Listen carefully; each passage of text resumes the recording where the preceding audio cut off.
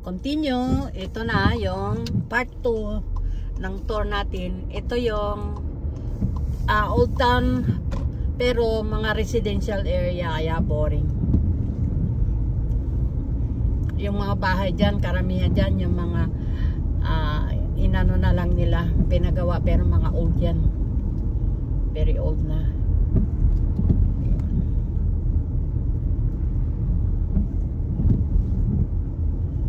Ito yung Mount Vernon.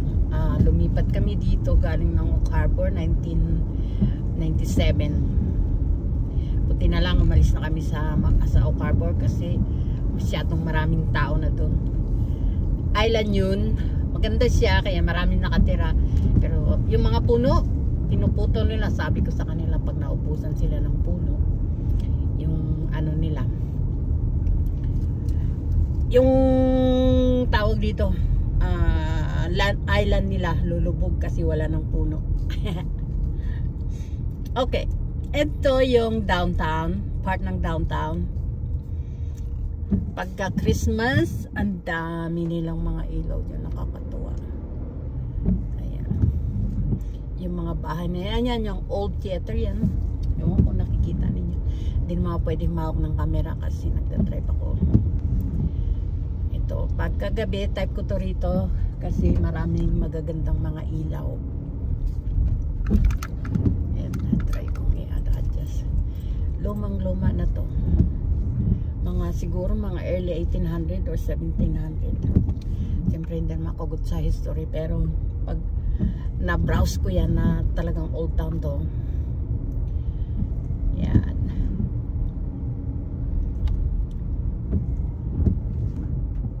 Kasi mayroon akong 48 memories. Pag binasa ko mga yon, 48 hours later nakalimutan ko na. Ayan, kasi tumatanda na. Yung mga mostly mga tinitinda nila rito kasi maliliit na mga store nila. Sige na, tawid na. Hindi ka namin sagasaan, kawawa naman yung magulang mo.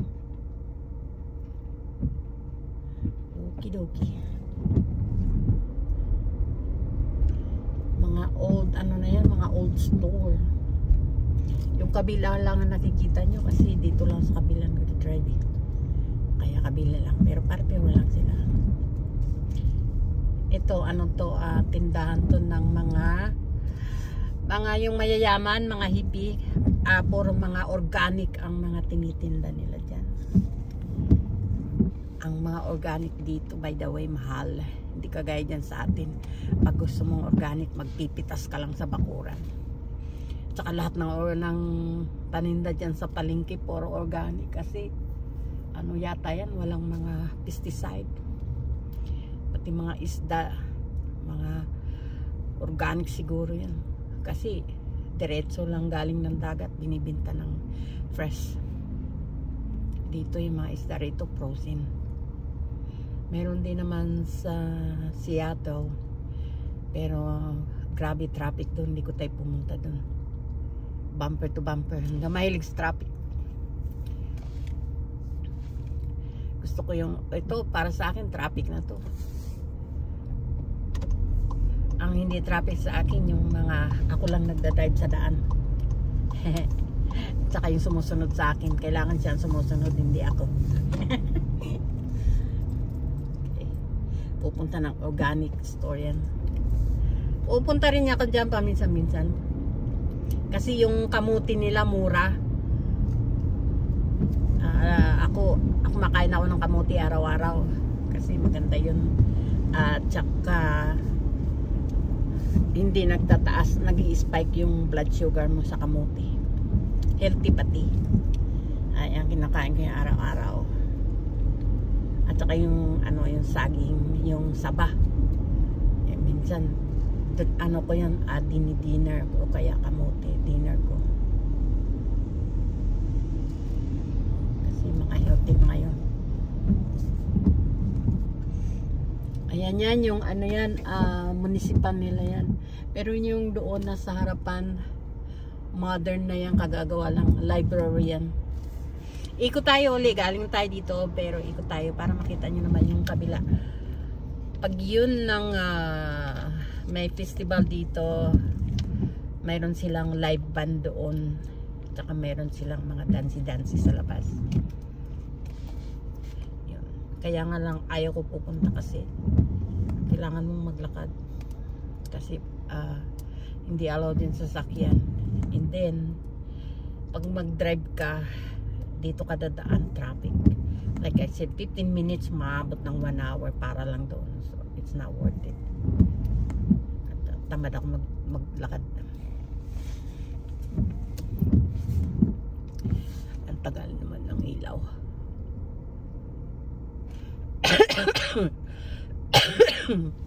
Sensya na kayo, may ano ko, bronchitis. Ayun. Tsaka may hika. Pag nagka-bronchitis ako, nahihika ako eh. Ay, salamat po. Ayan yung ano, harapan na yan. Ano yan? Na library, kagagawa lang nila niyan. Mga libro lang ang laman yan.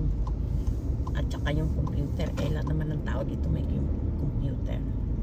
Nagsayang lang sila ng pera pagpagawa dyan.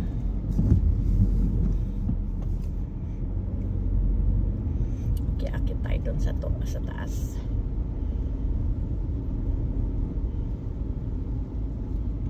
Kasi kanina dito tayo lumiko. Yung stop sign na yan. May didiretso tayo.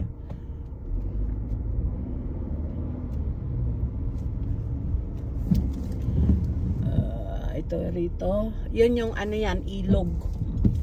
Ilog yan doon. Pag may nakita akong parkingan, magpapark tayo para makita nyo yung ilog. Pero maraming tao rito, mahirap maghanap ng parkingan. Kasi yan may mga lawyer office dito. Ano kasi yung courthouse nandito yan. So mga dito sila yung mga lawyer. Papark ko. Teka, mayroon yata rong isa. Ay, may isa nga. No, it's not parking lot. Right. Yan o yung outside. Diyan sila nagsasayawan sa labas. Ganap ako ng parking dito sa gilid. Wala. Pasensya na. Bawal doon magdaan eh. Teka, baka mayroon dito sa ano. Sa loob. Ay, bawal. Hindi ko mapasok yan. Sikip. Baka sumatsad yung sasakyan ko.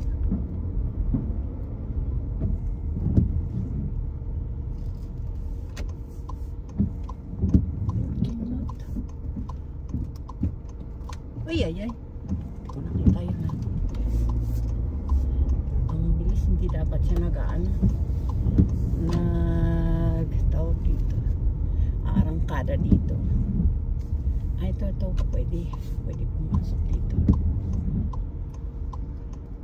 Sana may ano. Parkingan dito. Ay. Para makita niyo yung ilog.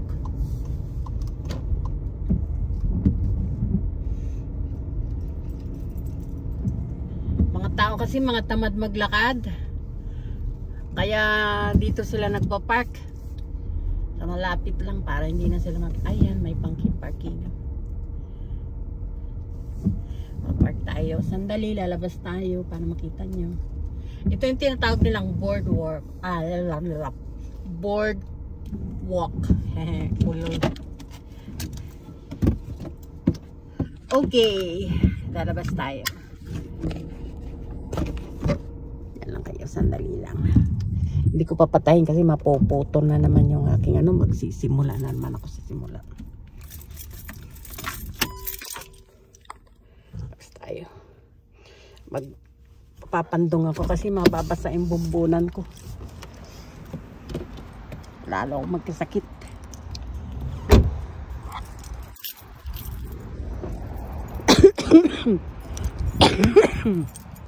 Pero dahil malantong, lalabas tayo.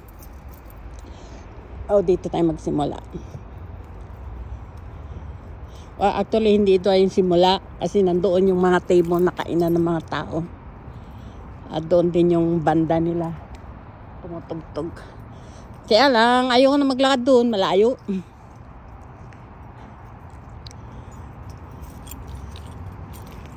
Ang pakita ko lang naman yung ano, river. Ayan o, may mga kainan dyan. Ito. Ganda dito. Sige na nga, nandito na rin lang ako. Pag summer, maganda rito. Kasi yung outside van naman nila sa summer ginagawa. Tsaka maraming mga bulaklak. Ngayon, puro damo. Ayan. Dito. Dito sila nagsasayawan. Nandito naman yung banda. Tapos ayun ang tubig.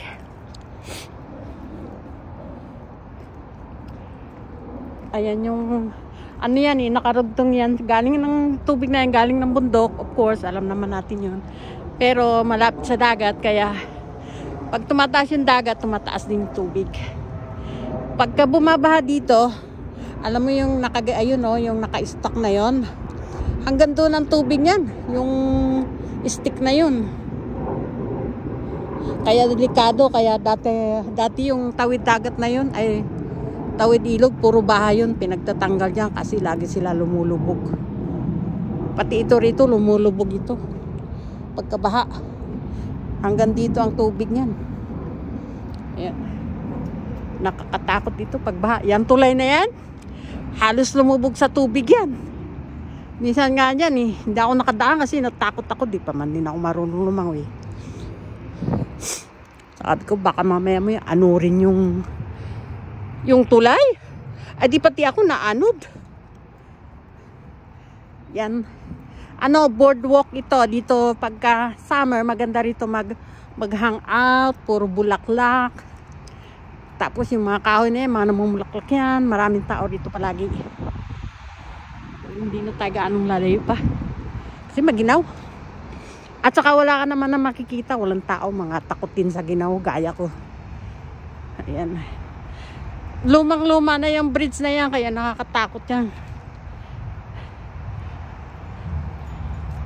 Tapos doon sa kabila, ano yan, yung farmer's market.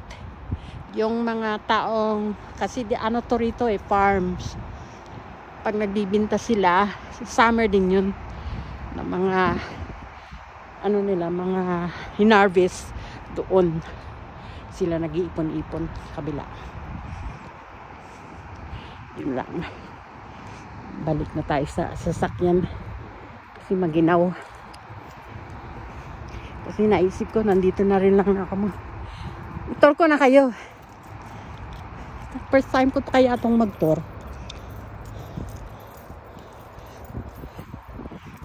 Sasakyan. Siyempre, yung kanilang plate lang papakita ko. Yung sa akin, hindi ko papakita. Mahirap na. Okay, andito na tayo sa loob.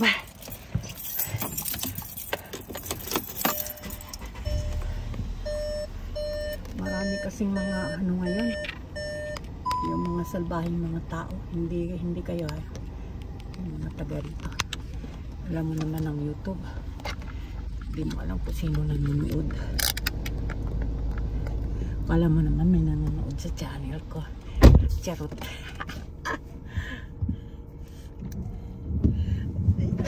Pero you never know. Alam mo, balang araw sumikat yung channel ko.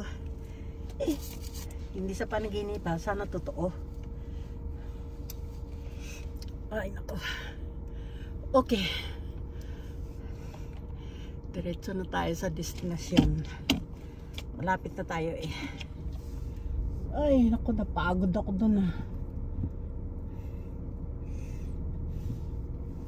Mahiga kasi ako kaya madala mapagod maglingad.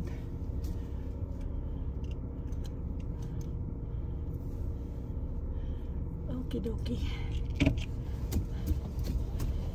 Oh, ay.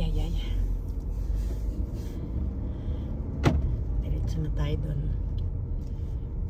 Naka-off yung music ko para naririnig ninyo ako nang walang istorbo. Maliit lang tong town na to. Yung new town, medyo kalakihan din. Kaya lang, wala nang gaano mapakita nun. Kasi yung mga tao ngayon, hindi naman mahilig sa mga new town. Gusto nila yung mga old town. Ako gusto ko yung mga old town.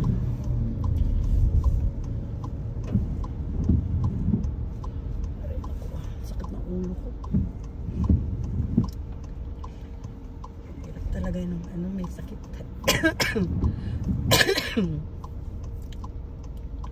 May sakit ka rito, lang mag-alaga sa'yo. Alagaan mo yung sarili mo. Pag di ka tatayo, gagawa ng pagkain, di ka kakain. Mga anak ko naman, may mga trabaho. Pagdating nila, mga pagod na. Yung iba, nagsikain na sa ano. Marami naman kasi isi-ising pagkain sa labas. Mga fast food. Kabi-kabila yung fast food dito, kaya wala nang nagluluto. Ako nga, magluto ako oatmeal, itlog, tsaka yung frozen na vegetable, lalagay ko lang sa microwave. Lagay ko na ng ano, salt and pepper tsaka butter. Ayos na, nakaraos na ako. O kaya naman ay kamuti, tsaka saging. Minsan bigas, kanin. Nagpa-fried rice ako para man maiba yung lasa. Pare ko, nagulat ako dun sa sasakyan. Ay shithead. Ay sorry po. Grabe ka naman. Gusto mo ko ikaw run over, ang laki-laki mo. Kaloka. Hindi makapag-antay ng turn. Ayan, train yan, no? Nakapark. Nilalagyan ng mga gasolina yan. Yung mga, ano pala, yung mga oil na ipaprocess gagawing gasolina. Alam ko yung kasi yung asawa ko, which wala na. Gyoda na may. Yan ang trabaho nila. Operator siya. Yung refinery ng gasolina. Bayan, Shell Refinery, gumagawa ng mga gasolina. Dito liliko na tayo, lapit tayo sa ilalim ng tulay. Alam nyo ba, dati-rati may mga natutulog dyan sa ilalim ng tulay, yung mga homeless. Pero tinanggal na yung mga ano, pinaglalagyan ng mga bato para hindi sila makatulog sa ilalim. Kawawan. Ewan ko na sana sila ngayon.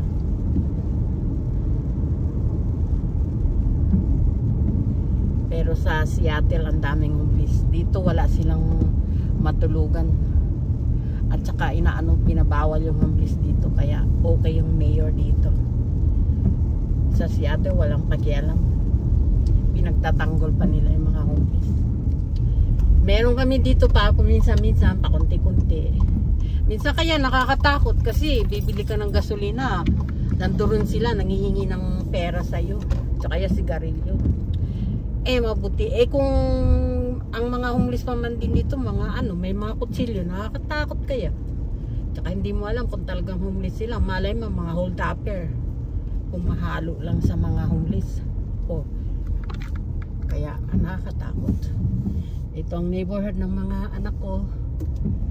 Andito na tayo. 18 minutes ako. Simula doon hanggang dito.